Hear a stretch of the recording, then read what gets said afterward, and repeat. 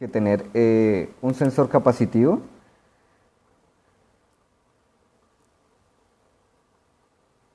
Y por medio de un circuito integrado LM3914 mostrar en una barra de LEDs el funcionamiento. Entonces este circuito LM3914, su funcionamiento más común es como un búmetro, y lo que hace es, dependiendo del voltaje de entrada que ingrese por el pin número 5, va prendiendo LED por LED. Tiene dos modos de funcionamiento, que es el modo barra o el modo punto. En esta parte de la práctica del funcionamiento va a ser modo barra y va a estar determinado por el pin número 9, ya que está conectado a VCC. Lo que va a hacer es que se prendan todos los LEDs en una secuencia, sin apagarse, sino prendiéndose uno por uno en una secuencia.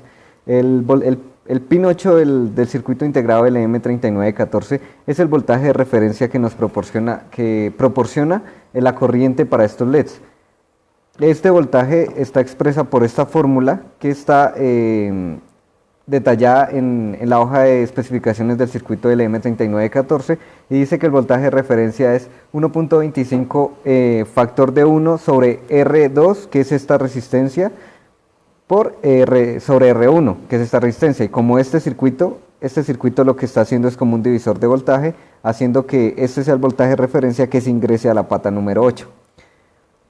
El pin número 3 lo que hace es alimentar el circuito, y este capacitor que se pone aquí de 2.2 microfaradios hace que el rizado de la fuente no intervenga mucho en los LEDs. Entonces, para condicionar el sensor, viendo que el sensor entregaba ceros y 5 experimentalmente con el multímetro, lo que pusimos fue un divisor de resistencia pura con capacitancia. ¿Esto qué es lo que hace? Utiliza una impedancia a la salida del divisor, que lo va a hacer como modo voltímetro, y esto va a ser lo que ingrese aquí a la entrada al pin número 5 del circuito del M3914. Como ya es un divisor puro, un divisor propio, pues se hace la fórmula del voltaje. El voltaje aquí de referencia, el voltaje de referencia va a ser igual al voltaje VCC por R2 sobre R1 más R2. Teniendo los valores, sabiendo que el voltaje de referencia del voltaje VCC que vamos a utilizar es 10 voltios, pues simplemente la mitad de las resistencias va a ser el voltaje de salida. Retención. En esta parte, si en la entrada inversora tiene 2/3 de VCC, en este caso digamos que VCC va a ser 5 voltios. Entonces, si tiene los 2/3, va a salir en el amplificador un 1, y como el flip-flop tiene una salida negada, pues su salida va a ser 0. En el caso del segundo comparador, en la entrada no inversora, si tiene 1/3 de VCC, si es menor a 1/3 de VCC, entonces su salida va a ser 0, pero como va a estar negado el flip-flop, pues la salida va a ser 1. Hay unos casos que, bueno, en el caso del detector de metales se usa un circuito RC y un circuito RLC.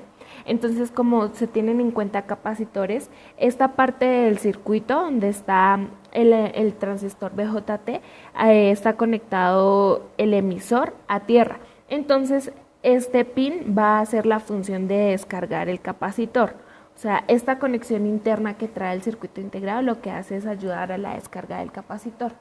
Y ya por último, lo que se tiene es una compuerta NOT que va a negar el valor de salida del flip-flop. Entonces, como tal, esta salida es esta señal obtenida luego de todo el proceso de comparación, con base en lo que se ingrese en cada uno de los pines del circuito integrado. El circuito del detector de metales, en los pines 2, 3 y 6 se detiene un circuito de RLC. Y en el pin 1 y 3 se tiene un circuito RC, y también está conectado en paralelo la salida, que sería en este caso el parlante. Los pines 4 y 8 hacen la función de alimentar el circuito como tal, y el pin 2 tiene la función de disparo. Es decir, que este pin es el que nos va a garantizar que la señal en la salida, que es el pin 3, sea una onda cuadrada. Bueno, entonces ya en cuanto al circuito, se puede observar, acá se puede observar la señal. Es un circuito monastable, entonces no genera como tal una señal totalmente cuadrada y tiene unas pequeñas variaciones en cuanto a la amplitud y a la frecuencia. En este caso estoy pasando un objeto metálico y la intensidad del tono se aumenta, sin embargo no es tan visible en el osciloscopio la señal de salida, ya que el metal que estoy acercando es mucho más pequeño que la bobina. Entonces, en este caso, si vamos a utilizar un metal para detectar un metal de este tamaño, se debería hacer una bobina más pequeña. Es decir, que este detector de metales sirve para objetos mucho más grandes. Acá podemos observar el cambio en el tono del parlante.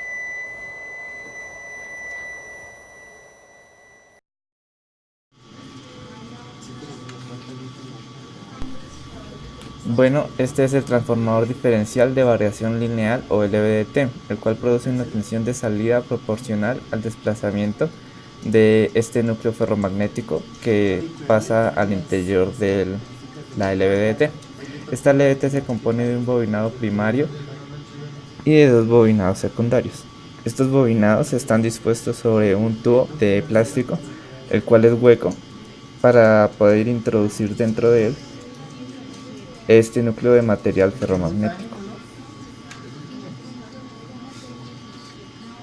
Este núcleo está hecho de varias varillas pequeñas para hacerlo más grueso, aunque no se ve bien, ahí se alcanza a ver una pequeña varilla. Y tiene un hilo azul para poder mover el núcleo. Bueno, el bobinado primario se va a alimentar con una señal senoidal y con un valor de frecuencia elevado, ya que las bobinas no poseen demasiadas vueltas, entonces esto compensa la falta de vueltas. A medida que el núcleo se desplaza hacia un lado o hacia otro, en relación con los bobinados, se forma un transformador variable que acopla energía entre la bobina primaria y las dos bobinas secundarias. Esta inductancia mutua que se genera entre la bobina primaria y la bobina secundaria gracias al núcleo, hace que se genere una corriente de salida en los bobinados secundarios, dependiendo de la cantidad del núcleo que comparta el bobinado primario con alguno de los dos bobinados secundarios. Cuando se ubica el núcleo en el centro, el voltaje inducido de las bobinas secundarias es el mismo, y por esto la salida es cero. Cuando el núcleo se mueve en una dirección u otra, el voltaje de la bobina aumenta, mientras que el de la otra bobina disminuye, haciendo que el voltaje de salida aumente de cero hasta su valor máximo. El voltaje de salida de la bobina se considera un voltaje diferencial, ya que las bobinas están conectadas en serie, las bobinas secundarias, pero invertidas. Entonces por esto se considera un voltaje de salida diferencial. Además, este voltaje de salida es proporcional a la distancia que se ha movido el núcleo. También se nota un desfase hacia un lado u otro, lo que nos permite saber hacia qué dirección se movió el núcleo, como podemos ver a continuación. Aquí tenemos el núcleo desplazado hacia la derecha. Ahora lo desplazamos hacia la izquierda y vemos cómo la señal amarilla senoidal se mueve hacia la izquierda un poco. Ahora lo volvemos a mover hacia la derecha y vemos cómo la señal senoidal se vuelve a desplazar un poco hacia la derecha. Muchas gracias.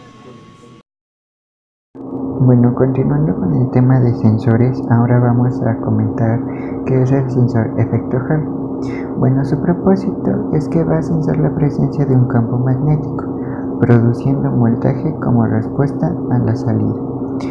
Consideremos aquí que un Gauss es igual a un Maxwell sobre centímetro cuadrado y un Maxwell es la unidad de flujo magnético. Hacemos este comentario ya que nuestro sensor efecto Hall se caracteriza por la presencia del campo magnético. Bueno, nuestro sensor consta de 3 pines. ¿Cómo lo podemos ver aquí? Tenemos que el pin que se encuentra al lado izquierdo es la entrada de voltaje El pin que se encuentra en la parte central es el GND y el pin que se encuentra en la parte derecha es la salida de nuestra señal, es decir, nuestro voltaje. Podemos interpretar que entre el pin izquierdo y derecho pueden ser como unos interruptores abiertos o cerrados, pero normalmente cuando nosotros energizamos nuestro sensor vamos a ver que el comportamiento va a ser normalmente cerrado entre el pin derecho e izquierdo, ya que nos va a entregar un voltaje proporcional. Pero ¿cómo es que funciona este sensor efecto Hall mediante el campo magnético? Bueno, supongamos que esta es nuestra placa, la de nuestro sensor. Nosotros vamos a excitar este sensor mediante un flujo de electrones, es decir, una carga eléctrica, que van a circular en toda esta placa y retornarán a la fuente de energía. En este caso, pues yo tengo 5 volts. Entonces, cuando nosotros alteramos el flujo magnético en esta parte, lo podemos hacer más fácilmente mediante un imán. ¿Y qué es lo que pasa? Cuando nosotros acercamos un imán al sensor, habíamos dicho que teníamos una corriente de electrones que están fluyendo en esta parte.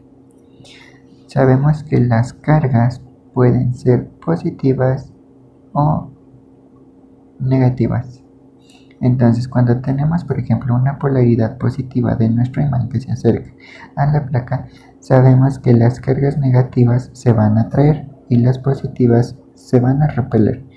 Pero si tenemos una polaridad negativa de nuestro imán, ahora va a atraer a cargas positivas y repelerá a cargas negativas, de manera que ahora van a circular de manera proporcional desde la entrada a la salida. Y si medimos la diferencia de tensión entre estas dos partes de nuestro sensor, vamos a tener aquí un voltaje equivalente a la salida, que sería nuestra pata 3, nuestra pata derecha. Nosotros ya conectamos nuestro sensor como lo habíamos argumentado anteriormente. Tenemos a la salida conectado un multímetro donde nos está diciendo que tenemos 2.37 cuando ya está energizado a 5 volts aproximadamente. Es decir, se demuestra que sí está actuando como un interruptor cerrado entre el pin de VCC y la salida. Entonces, vamos a demostrar lo que habíamos dicho. Nosotros en nuestro caso tenemos un imán tipo pastilla y vamos a ver qué pasa cuando acercamos nuestro imán a la placa.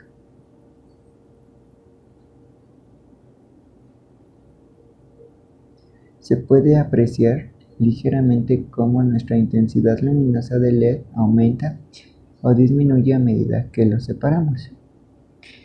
Entonces, nosotros tenemos alejado nuestro imán. Entonces, a medida que lo vamos acercando a la placa, vemos cómo incrementa el voltaje de salida. Si lo alejamos, disminuye. Eso se debe a la polaridad entre nuestro imán y el cambio de flujo magnético entre la placa. Ahora, nosotros tenemos este imán polarizado de un modo. Ahora, si lo invertimos, ya tendríamos que ahora repelerá a las cargas negativas, de manera que si lo acercamos, ahora disminuirá la corriente de salida. Es decir, que en vez de aumentar la intensidad luminosa, ahora disminuirá.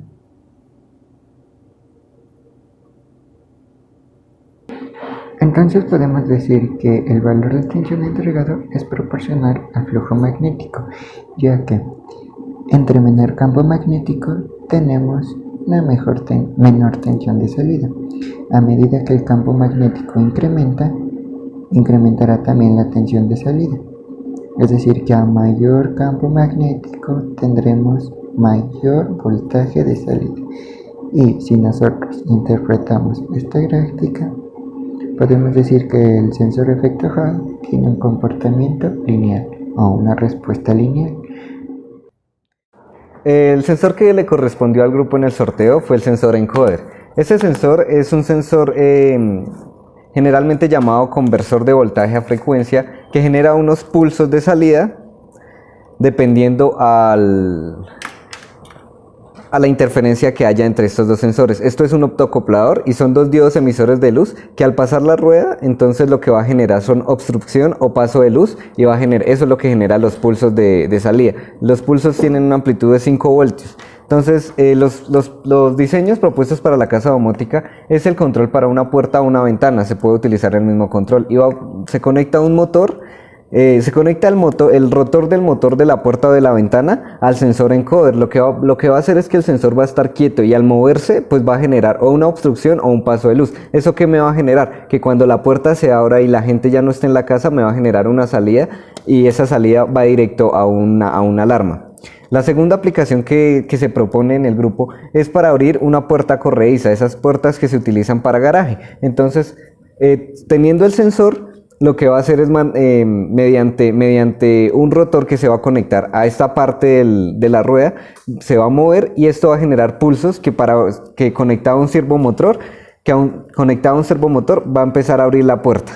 Entonces, en esta parte se hace un acondicionamiento mecánico que van a ser ruedas dentadas, piñones cremalleras para la puerta. El control de este servomotor se va a generar por la frecuencia de los pulsos que va a generar este motor. Y la tercera aplicación es el control de regadores de un jardín. Entonces va a tener el mismo funcionamiento prácticamente, simplemente se va a conectar el sensor y se va a condicionar para que la servobomba vaya a girar en los 360 grados y empezar a regar las plantas. Entonces se conecta la servobomba. Por medio de los pulsos del sensor encoder se controla esta servobomba, que activa el sistema de riego.